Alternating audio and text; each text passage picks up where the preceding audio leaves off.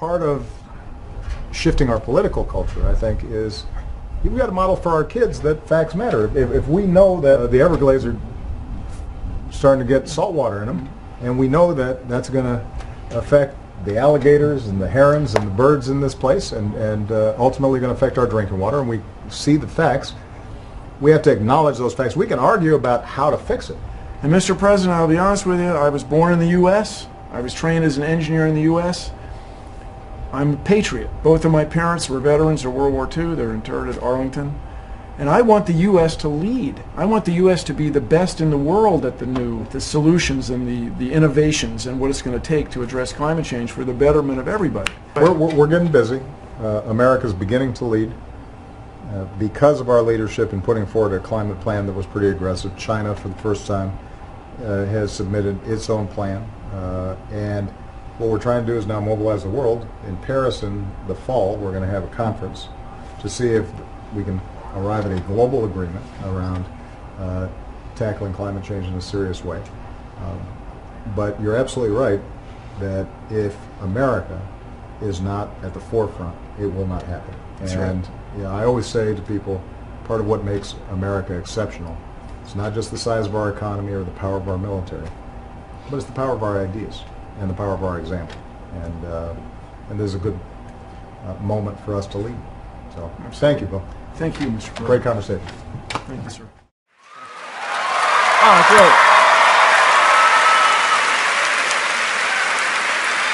Science! Thank you all. It's so good to see you. Unlike, I believe, all of my colleagues, I am an engineer. I mean, let me emphasize, like my colleagues, I'm a human, but engineer. And maybe some of you saw that right away. People recognize you at parties. Hey, you're an engineer. Your pants don't reach the floor. That's how you can tell. Hey, listen, man, can you fix the blender? I mean, you're the engineer. Yeah, I can fix the blender. Here's what you do. Hold the plug in the wall firmly. And then just hold the blender motor under some cold running water. Now, see, that's funny if you're scientifically literate.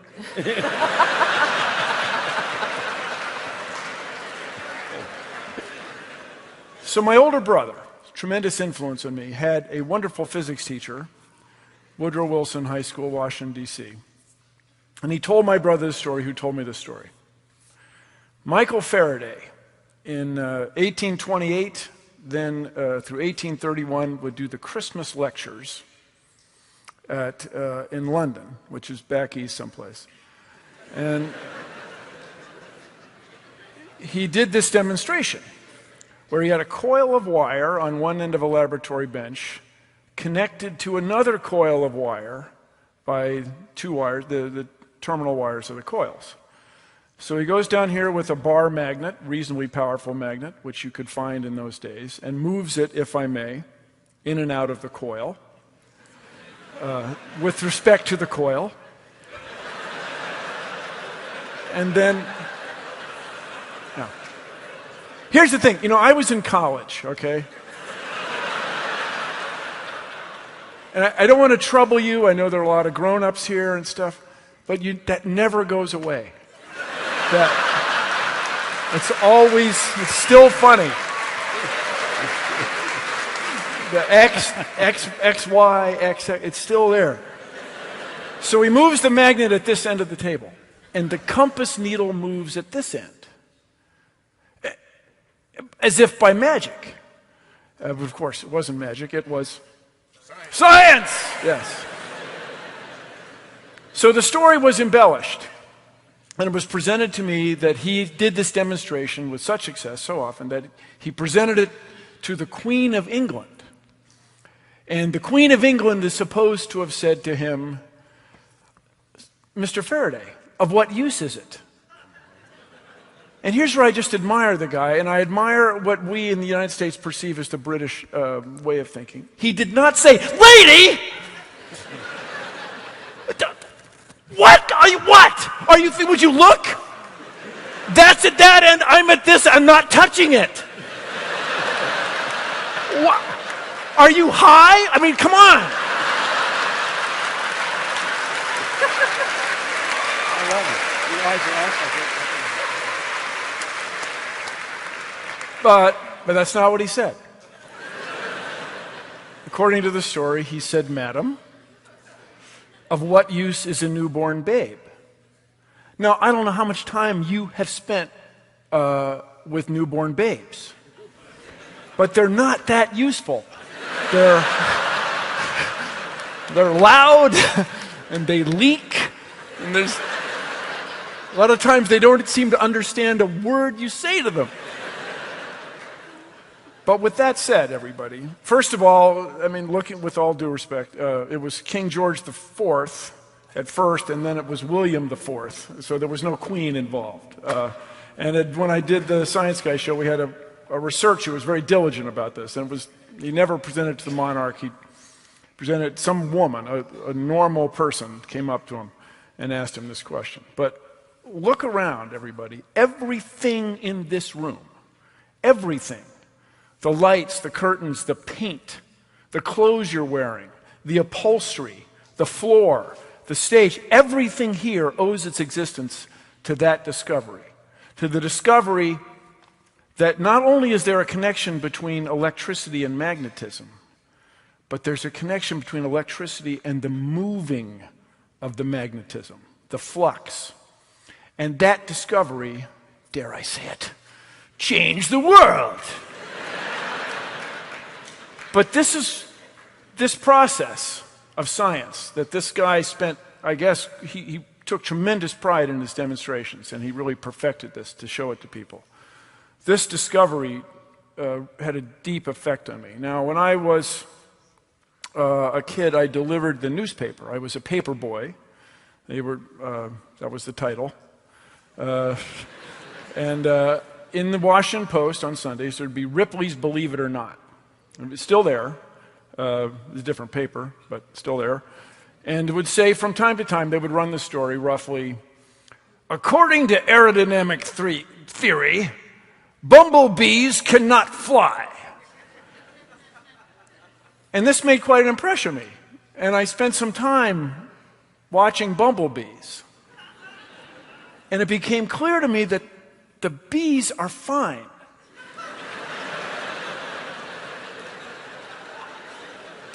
The problem is with the theory.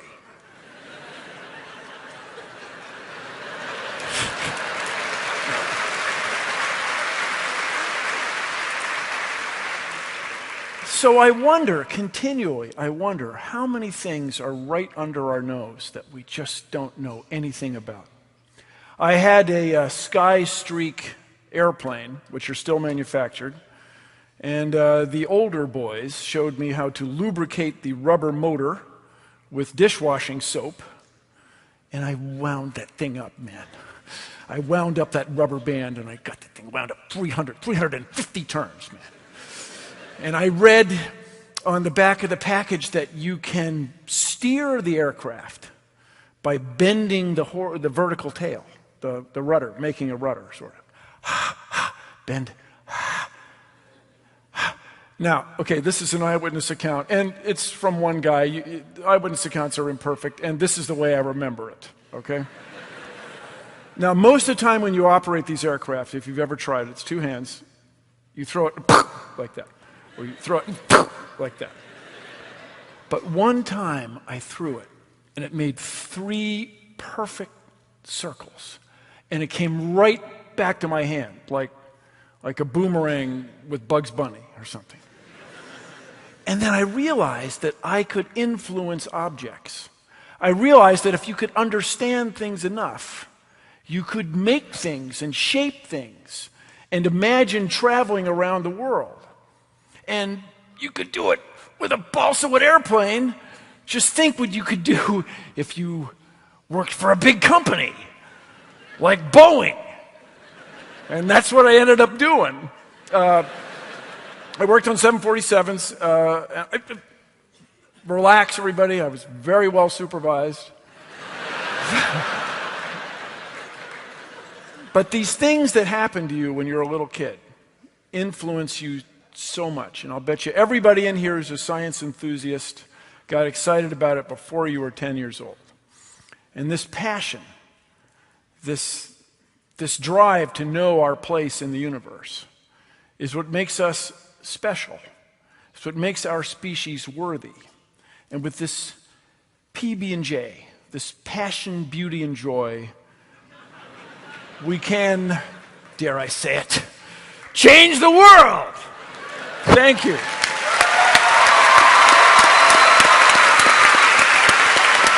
Be engineers, you people. Thank you. Greetings. Bill Nye here, CEO of the Planetary Society. We are honored to be included in this year's Asteroid Day. Our mission at the Planetary Society is to advance space science and exploration. And protecting the Earth from an asteroid or a comet coming in from space is a big part of that mission. As far as we can tell, the ancient dinosaurs did not have a space program, and it cost them. They all went extinct. We don't want to go that way. An asteroid or a comet is a real and important threat. We can protect the Earth. We can prevent the Earth from ever getting hit with an asteroid or a comet. One of my mother's big themes is, well, she would express it, teach a man to fish, and he'll eat the rest of his life. Anyway, she would now, if she were around now, she'd say, teach a woman to fish. She'll eat the rest of her life. And she was big on that. My mom was a big believer in women doing everything. She encouraged everybody to be able to do math. She was good at math. During World War II, she was in the Navy. I remember as a little kid, her uniforms hanging in the end of the closet. She was recruited to work on the Enigma code, and there's a lot of math involved in the Enigma code. The U.S. built these machines and decoded messages for years. And everybody says it shortened the war about 1.5 years. And so she wasn't Rosie the Riveter. She was Rosie the top secret code breaker. People would ask her what she did during World War II, and she'd say, can't talk about it.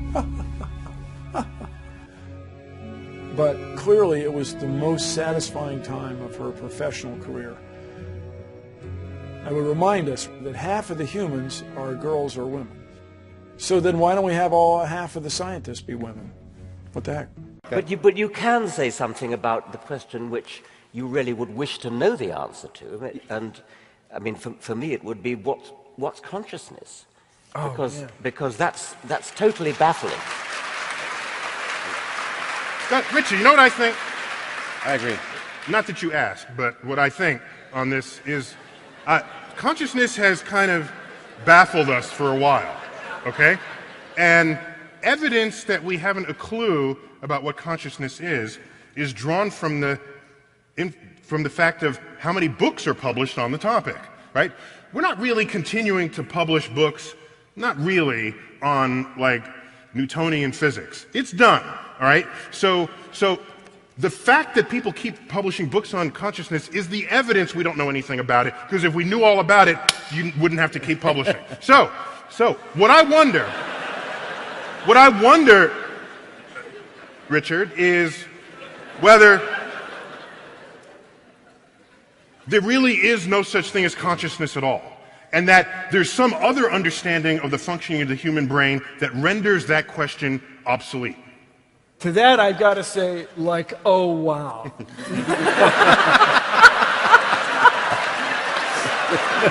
Perfect.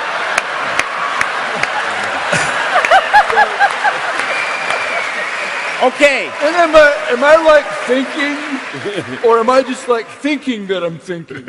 Wow. Will you Richard, stop with that?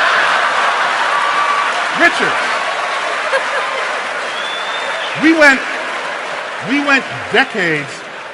we went decades not understanding the precession of Mercury. It was this big mystery, and we invented solutions to it, like a mysterious planet Vulcan tugging on it such that it's perihelion precessed. And that wasn't the explanation at all. It was obviously general relativity, another thing, not the original question we were asking. So you say you want to know what consciousness is. maybe that's not even the right question. How about this? What's the nature of consciousness? Excellent. Okay, let's move on.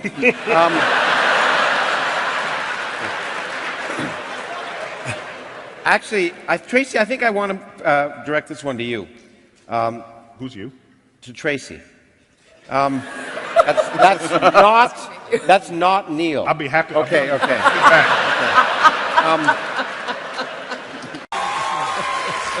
How are you? Fabulous. Look at that. See, now, look at that.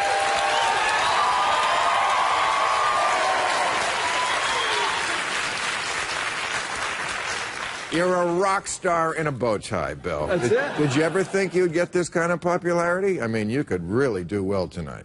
A man can dream. It's Valentine's Day. It is. And I know you're a big believer. Yeah, well, sure. No, I am. Love is real. I'm with you. Okay, Right there. let's just get that right out there now. Love is real, religion is bullshit. Okay.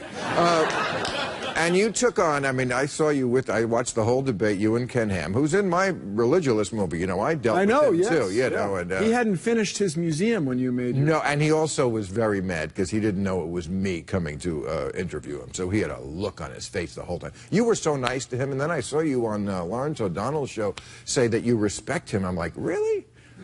If I said that, I may have misspoken. I respect his passion. I mean, the guy really, I think, at first, I thought maybe he was a charlatan that was just trying to take advantage of people, but I think he really I think he might really believe that. Oh, he totally believes it. That's why I don't respect him. Yeah. You know what I respect about him? His bladder. Oh, really? Because what I mean by that is I respect every human being as another human being. Like if we're both online for the bathroom, no one gets to go first before another person who's smarter. I respect that. I just don't respect his mind. I can see your point of view. Thanks, scientist. I hung in there, man. I just tell you, it took a lot of concentration. But listen, here's the thing. 46% of Americans believe the story of Genesis is true. So I just want... It's amazing. It's astonishing. I know that the world was created in 6 days. Just give because we're not scientists. Just give us the simplest answer you can. The first 2 or 3 things that come to your mind. Why the world is not 6,000 years old. Well, they're trees. Trees. Within a few hours' drive of here that are older than 6,800 years. The bristlecone pines. You go drilling ice in Antarctica, Greenland, you'll find hundreds of thousands of layers of snow ice. I mean, right there. Why would you go any farther? But let me stop you there. See, because I think there's a very key thing here that we have to identify, which is the concept of something being counterintuitive. Oh, if this is not drilled into someone's head as a child, and it's not, certainly if you're homeschooled, you don't get this. So when you say this to a creationist, the tree is 6,800 years old, they go, I don't know. Why should I believe? I see it now. And I shouldn't do that accent because stupid people are everywhere. Well, plus, I think, seriously, part of Mr. Ham's appeal is his accent. Seriously, that Australian accent. But what he and his people have done is used the word science in this new way. It's very much like the people who deny that smoking causes cancer and that there's climate change. And this is to say you take what would be scientific uncertainty, plus or minus such and such %, and turn it into doubt about the whole thing. But how do we know since you weren't there, how do we know the tree is 6,800 years old? Well, you take a little stainless steel beautiful thing and you drill a little hole ever so carefully because you're from the Forest Service and you're very skilled, and you take it out and you count the little rings. This is what we did in the Boy Scouts. I'm just... It literally is. Right, I know. I'm just saying I watched this documentary that HBO had this week questioning Darwin, and I heard these creationists, they had a lot of creationists, and one of them said, when you talk about things that crawled out of the ocean and evolved into people, it just doesn't make sense to me. And again, you have to get into people's heads this idea that everything that seems right isn't. Some things are counterintuitive. Surprising, yes. It's not top down. It's not... No, that's a fundamental idea in evolution. I'm not kidding. Right. And I heard a couple of times in the debate, somebody asked a question in the audience when they opened it up, and you said, "That's a great question. Like, where did consciousness come from? What happened before the Big Bang?" And you said, what you said was, "We don't know." That's the crux of it. When they hear that, that's when they shit in their pants. The idea that we don't know. It scares some people. Know, it's troubling. And every time you said it, Ken Ham would say, well, you know, Bill, there's a book. I got this book. Yeah, There's a book, and he said that documents. Okay. Yeah, I know. It doesn't quite So my document. concern, you know, as I say, Mr. Hammond and the grown-ups, they can do what they want. But my concern is for the students, for the kids in the Commonwealth of Kentucky and the environs there that are brought up with this, and then they're taught that, oh yes, people are going to oppose you. As you grow up in life, people are going to think that your views are wrong and unsupportable, and of course you are wrong and unsupportable. But You could say that out loud, Bill. but it's well, part of the thing that really in that situation, Bill, that was really, I think, difficult for me, and what I worked really hard on was not slapping my forehead, Right. not freaking out. And that's good, because I agree that we do have to engage people. Yeah. My great friend Richard Dawkins says, no, ignore them. And I say, not as long as they are a majority. You still have to engage. Or a significant Right. fraction. And also, here's another reason, is that, I mean, if people believe the world is 6,000 years old, I don't know if that hurts us. You know what does hurt us?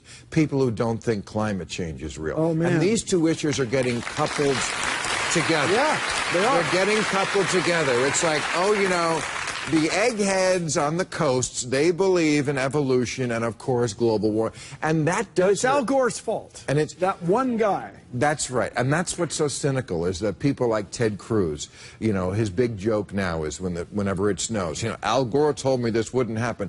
Just, as a science person, please tell us why climate is different than weather, and why scientists always predicted that bad winters would be part of climate. Well, climate is the big picture. Weather is day to day. And it was quite reasonable that as you have more heat energy in the atmosphere, this jet stream that goes across North America goes farther south, and that allows our polar vortex to sweep into Atlanta. Freaking cold.